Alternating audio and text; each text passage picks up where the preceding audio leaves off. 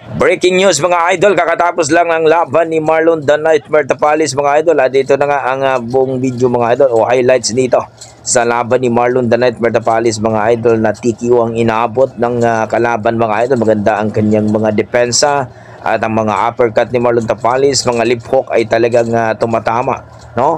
Ang kanyang right hook ay talagang nagbibigay, no, ng sakit ng ulo sa kalaban mga idol. Yung mga jab at saka uppercut ni Marlon The Nightmare Tapalis ay talagang pumasok mga idol.